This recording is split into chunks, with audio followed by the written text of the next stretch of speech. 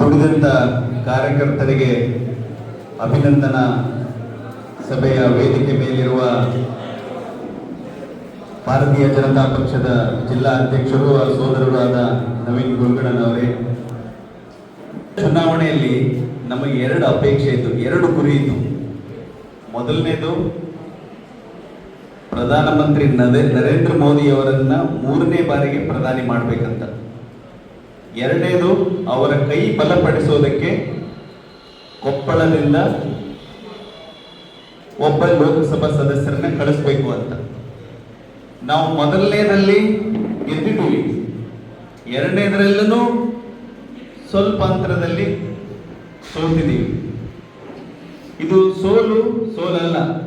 ಯಾಕಂದ್ರೆ ನನ್ನ ಬಗ್ಗೆ ಆರೋಪ ಮಾಡಿದ್ರು ವಿರೋಧ ಪಕ್ಷದವರು, ನಾನು ಹೊಸಬ ಅಂತ ಹೇಳಿದ್ರು, ನನಗೆ ಜನರ ಜೊತೆ ಸಂಪರ್ಕ ಗೊತ್ತಿಲ್ಲ, ನನಗೆ ರಾಜಕಾರಣ ಗೊತ್ತಿಲ್ಲ, ಜನರು ಗೊತ್ತಿಲ್ಲ ಅಂತ ಒಂದಿಷ್ಟು ಸುಳ್ಳು ಆರೋಪ ಮಾಡಿದ್ರು.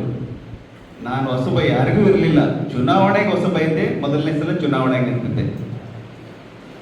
ಆದರೆ ಜನರು ಹೋದ್ಸಲ ಲೋಕಸಭಾ ಚುನಾವಣೆಯಲ್ಲಿ ಭಾರತೀಯ ಜನತಾ ಪಕ್ಷ ತಗೊಂಡಿದ್ದು 5,85,000. ಈ ಸಲ ಭಾರತೀಯ ಜನತಾ ಪಕ್ಷ ತಗೊಂಡಿದ್ದು 6,17,000. ಕಾರ್ಯಕರ್ತರು ಸೋತಿಲ್ಲ. ಕಾರ್ಯಕರ್ತರು ಹೋದ್ಸಲ ಹೇಗೆ ದುಡಿದಿದ್ದಾರೋ, ಯಾವುದೇ ವ್ಯಕ್ತಿ ಪಕ್ಷ ಬಿಟ್ಟು ಹೋದ್ರೂ ಅದ್ರದ್ದು ವ್ಯತ್ಯಾಸ ಇರಲಾರ್ದಂಗೆ ಅದಕ್ಕಿಂತ ಜಿದ್ದಿ ತಗೊಂಡು ಅದಕ್ಕಿಂತ ಒಂದು ಇದು ತಗೊಂಡು ದುಡಿದಿದ್ದಾರೆ. ಸೋಲಲ್ಲೇನೂ ಗೆಲುವು ಕಂಡಿದ್ದೀವಿ ನಾವು. ಇವತ್ತು ಒಂದು ಚುನಾವಣೆಯಲ್ಲಿ ಒಬ್ಬ ಅಭ್ಯರ್ಥಿ ಆದ್ರೆ, ಒಬ್ಬ ಮುಖ್ಯಮಂತ್ರಿಯವರು ಈ ಕ್ಷೇತ್ರಕ್ಕೆ ಬಂದಿರೋದು 5 ಸರಿ, 3 ದಿನ ಅವರು ಇಲ್ಲೇ ವಾಸ್ತವ್ಯ ಹೂಡಿದ್ದಾರೆ.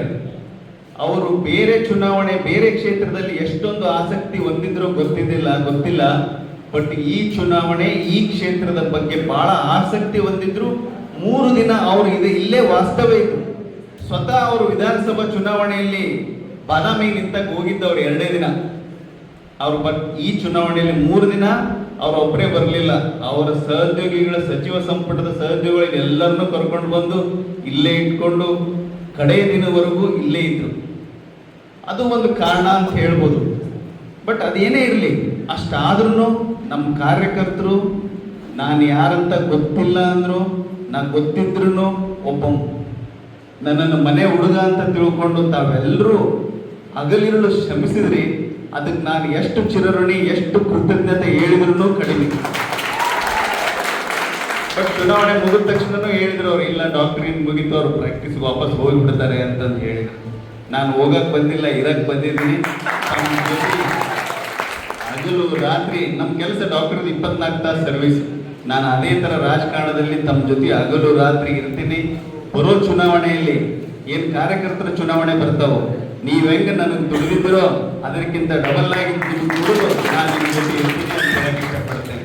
ಅದಷ್ಟೇ ಅಲ್ಲ, ನನಗೆ ದೇವರು ಒಂದು ವಿದ್ಯೆಯನ್ನು ಕೊಟ್ಟಿದ್ದಾನೆ.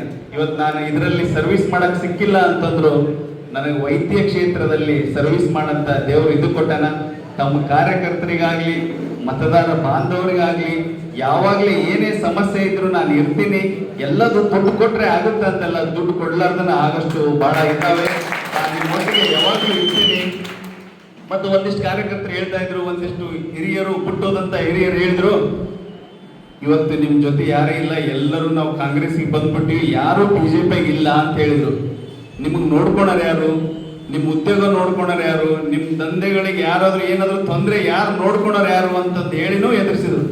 ಆದ್ರೂ ಅವ್ರು ಯಾರು ಎದೆಗುಂದಿಲ್ಲ. ಅವ್ರ ಉದ್ಯೋಗನ ಅವರೇ ನೋಡ್ಕೊಂತಾ ಇದಾರೆ. ಅವ್ರು ಎಲ್ಲದಕ್ಕೂ ಕಾರ್ಯಕರ್ತರೇ ನೋಡ್ಕೊಂತಾ ಇದ್ರೆ, ಭಾರತೀಯ ಜನತಾ ಪಕ್ಷ ಅವ್ರು ನೋಡ್ಕೊಂತಾ ಇದೆ. ಇವತ್ತು ಅದಕ್ಕೆ ಮತದಾನದ ಮುಖಾಂತರ ಅವ್ರಿಗೆ ಉತ್ತರ ಕೊಟ್ಟಿದ್ದಾರೆ. ಮತ್ತೆ ಧೈರ್ಯ ಬಂದಿದೆ. ಇವತ್ತು ಯಾರು ನನಗೆ ಬಂದು ಅವ್ರು ಬಿಟ್ಟು ಹೋಗ್ಬಿಟ್ಟಾರೆ, ಹೆಂಗಾರಿ ಮುಂದ ಅಂತ ಯಾರೂ ಪ್ರಶ್ನೆ ಮಾಡಲಿಲ್ಲ. ಇದರಲ್ಲೇ ನಮ್ಮ ಕಾರ್ಯಕರ್ತರು ಅವ್ರಿಗೆ ಉತ್ತರ ಕೊಟ್ಟಾರ ಅಂತ ಹೇಳಕ್ ಇಷ್ಟಪಡ್ತೇನೆ.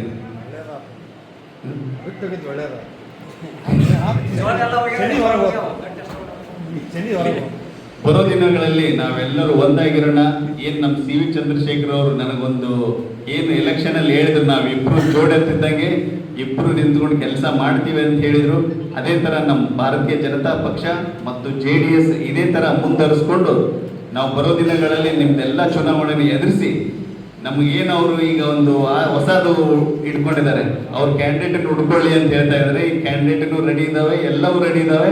ಬರೋ ಚುನಾವಣೆಯಲ್ಲಿ ಅವ್ರಿಗೆ ಉತ್ತರ ಕೊಡೋಣ ಅಂತ ಹೇಳಕ್ ಇಷ್ಟಪಡ್ತೇನೆ ಈ ವೇದಿಕೆ ಮುಖಾಂತರ.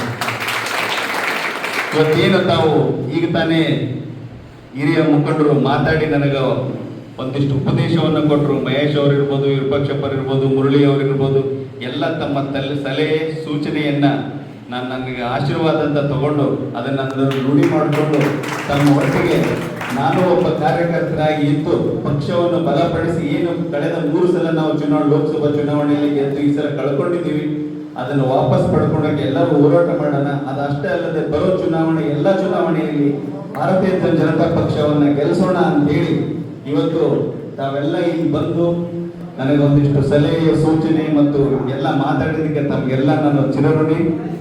ಮತ್ತು ಪಕ್ಷದ ನನಗೆ ಮಾತಾಡಕ್ಕೆ ಅವಕಾಶ ಮಾಡಿಕೊಟ್ಟಂತ ಜಿಲ್ಲಾ ಪದಾಧಿಕಾರಿಗಳಿಗೂ, ಮಂಡಲದ ಪದಾಧಿಕಾರಿಗಳಿಗೂ ಹಾಗೂ ನಗರ ಘಟಕ ಮತ್ತು ಗ್ರಾಮೀಣ ಘಟಕದ ಪದಾಧಿಕಾರಿಗಳಿಗೂ ವಂದಿಸುತ್ತಾ ನನ್ನ 4 ಮಾತನ್ನು ಮುಗಿಸ್ತೇನೆ. ಭಾರತ್ ಮಾತಾ ಕಿ ಜೈ.